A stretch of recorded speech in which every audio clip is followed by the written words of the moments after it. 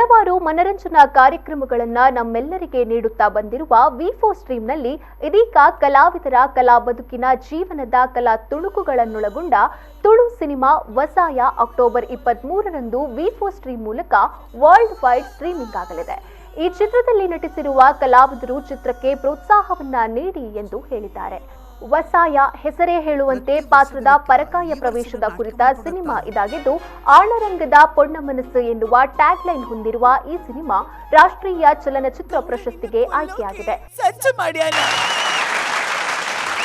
ಮಣ್ಣು ಮುಟ್ಟರ ಬಲ್ಲೆ ಪಂದು ಯಾನ್ ಏತೆ ಎನ್ನದಿದ್ದೆ. ತುಂಬಾ ಚೆನ್ನಾಗಿ ಪರ್ಫಾರ್ಮ್ ಮಾಡಿದಿರ.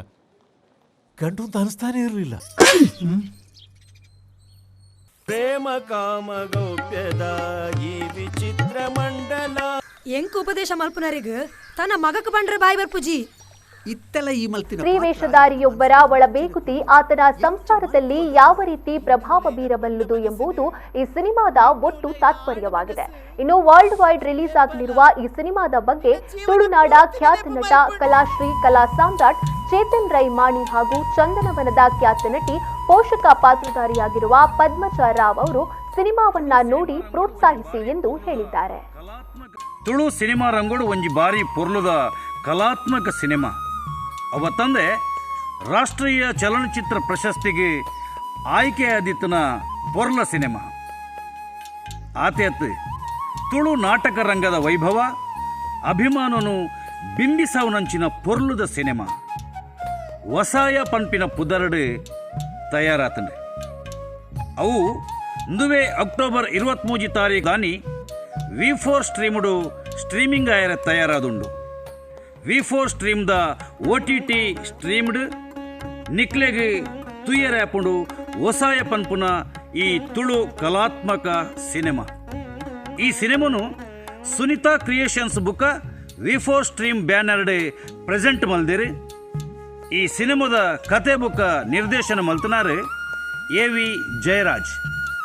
ದಯದೀದು ಮಾತಿರ್ಲ ವಿ4 ಸ್ಟ್ರೀಮ್ದ OTT ಸ್ಟ್ರೀಮಿಂಗ್ ಡೇ ಮಾತಿರ್ಲ ತೂಲೆ ನಿಖಲ್ ನಕ್ಲೆಗೆ ಪಲ್ನೆ ಎಂಕ್ಲೆ ವಸಾಯ ಸಿನಿಮಾದ ಕೂಟಾಗಿ ಸಪೋರ್ಟ್ ಮಲ್ಪಲೆ. ನಮಸ್ಕಾರ.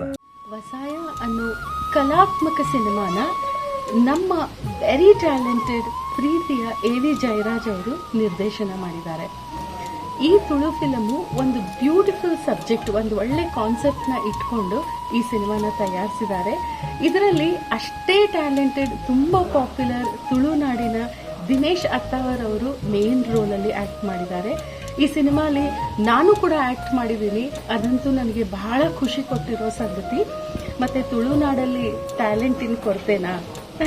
ಇದರಲ್ಲಿ ಹಲವಾರು ಟ್ಯಾಲೆಂಟೆಡ್ ಆರ್ಟಿಸ್ಟ್ಗಳಿದ್ದಾರೆ, ಆಕ್ಟ್ರೆಸಸ್ ಇದ್ದಾರೆ, ಮ್ಯೂಸಿಕ್ಕು ತುಂಬ ಚೆನ್ನಾಗಿದೆ, ಕ್ಯಾಮ್ರಾ ವರ್ಕ್ ಅಂತೂ ಅದ್ಭುತವಾಗಿದೆ.